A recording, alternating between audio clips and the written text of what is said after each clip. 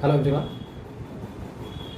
I am Ravi Narayan Chaudhary, going to discuss in this section one of the topic of electrical engineering, that is the subject of 6th semester diploma audition syllabus SGPD. SGPD subject from electrical engineering. This mainly comes in the 6th Odisha diploma education syllabus. Okay. So in this SGPD means, as we know already, switch gear and protective devices. Switch gear and protective devices. In this subject, I will discuss one of the important factor, that is protective relay. Protective relay. Very very important, because in our power system line, as we know, from generating unit to load consuming unit, there are various interconnection parts, equipments. So many things are designed. So it is the inevitable things that there may be sooner or later a fault will come, or the failure of the system. Whatever the chances, anything will come. It is uncertain to us. So we must have to provide that much of system protective so that we can find out easily and detect that one and isolate that one within that stipulated time, so that at the consumer end there will be not any interruption of power supply. Here we have to keep in mind as an electrical supply sources. Okay, so let's come to our protective relay. If you know, in our line, in our power system line, to protect the system, various equipments are provided like fuse, as you know, fuse, circuit breakers and relays. But fuse is limited for certain use. Fuse is limited for certain use up to low voltage point. We are generally preferred. It is not high voltage. It is not used for high voltage application. But this circuit breaker and relay mostly preferred in our transmission and distribution line for high voltage lines. Generally, if we say greater than 3.3 kV lines, okay, this circuit breaker and relay combinations are mostly provided to protect the circuit during any fault if come. Okay, this point we should know about this. In this regard, we will discuss about this relay. What is this relay? How it is functioning? All various things from the basic parts we will discuss. Okay. So first comes to protective relay. What is protective relay? It is a device that detects. It is a device that detects. Okay, that means it senses or detects the fault. What? Detects the fault. Which things it detects? It detects the fault. Fault may be whatever, due to the external factor or the internal factor, or maybe the supply failure, maybe due to the lightning surges, maybe due to the over voltage, maybe due to the over current, whatever. The fault may be uncertain. It doesn't have any idea regarding the fault and its timing. So it is a device that detects the fault and initiates the operation of the circuit breaker. It detects the fault and it initiates the operation of the circuit breaker. Okay, so its function is to detect the fault and initiate the operation of the circuit breaker. What circuit breaker does? To isolate the defective,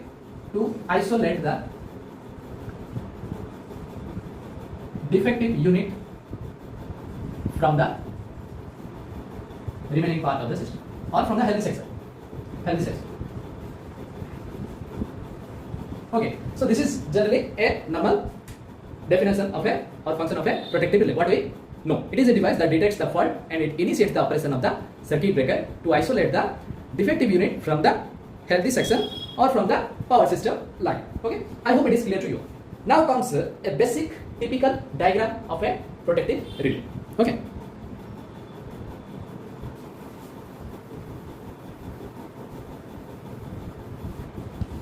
Let me draw this basic typical diagram, a combination of circuit breaker and protective relay, which is mostly essential to understand students regarding this relay and circuit breaker operation. Generally, our power system line are three-phase line, but out of this, one phase is considered for the protective, or our single line diagram understanding. We are just normally consider a single line or single phase system just for our overall diagram purpose. Okay, to understand the line or the system design. Okay, this is a single line. Here it is the circuit breaker. This is the circuit breaker. Okay, and as we know, the circuit breaker have two contacts. One is moving contact and another one is fixed contact. Okay, and from this line, a CP That means a current transformer is connected in series. This is a CT. CT is connected in series with the line, and here it's a secondary. That is, its secondary coil of the CT is connected to the relay circuit in this manner.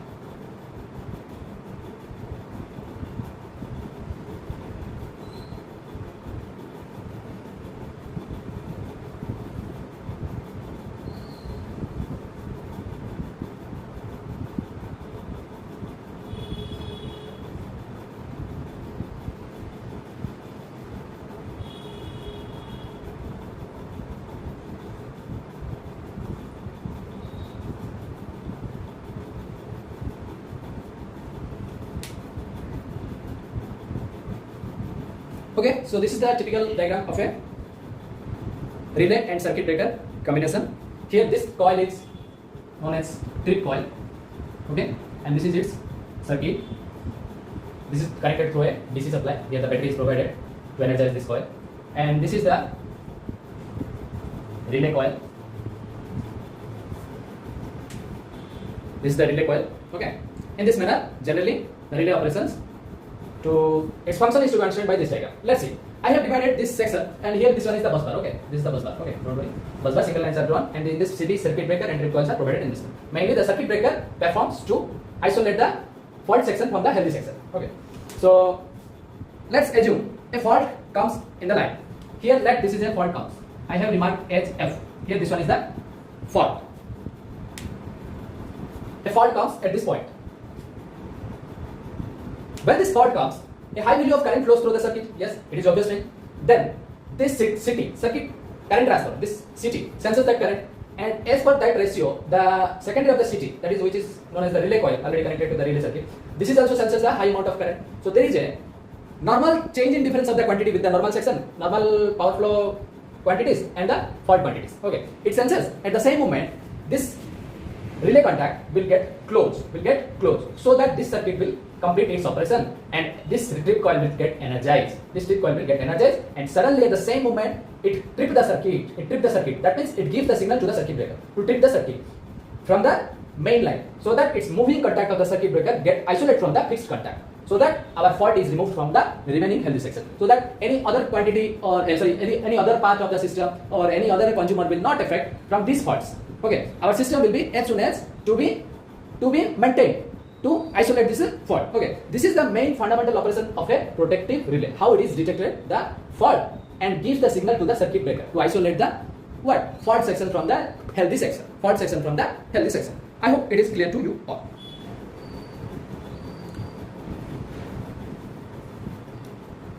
Next, so this is the protective relay. Okay, now let me erase these things and comes to the what are the fundamental requirements for a relay. Let us discuss about this. What are the fundamental requirements for a relay?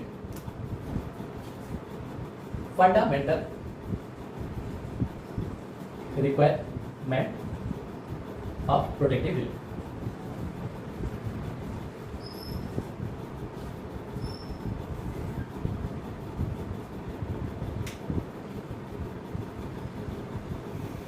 What are the requirements? It should have 1. Selectivity. Next, speed. Next, simplicity. Selectivity, speed, simplicity. 4th one, sensitivity. And 2 other things are reliability and economy. Very, very important. Reliability and economy. So what are these things? Because when we prefer a relay, it should have these fundamental requirements. When we provide a relay in a power system line, we should consider these things for a proper operation of a relay. First thing is selectivity. That means it should select the true location. It should select the true location of the fault. So that it's a good achievement of a relay. It should have look at the true location of the fault, where the exact fault is detected. From that point it should select. That's the fundamental requirement of a relay. Next, speed. What is speed? Speed means whenever the fault detects at the sudden moment when the fault comes, either it would be due to the external effect or the internal effect, as fast as possible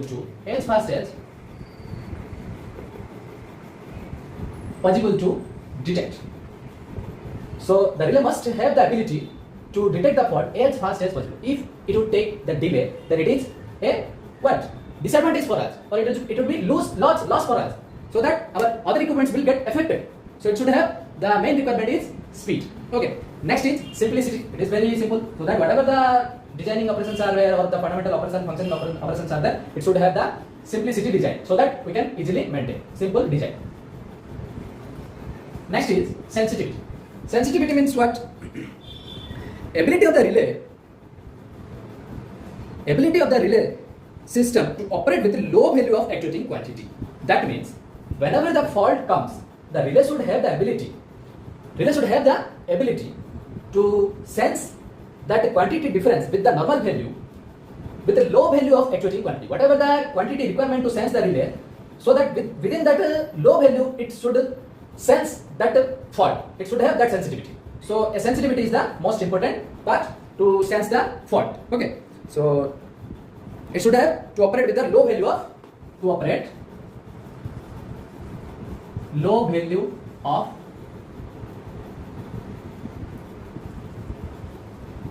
actuating quantity. Next is reliability. Reliability means what? Reliability means it should have operate under the predetermined condition. Otherwise, the protection would be rendered largely. Should have operate under predefined condition.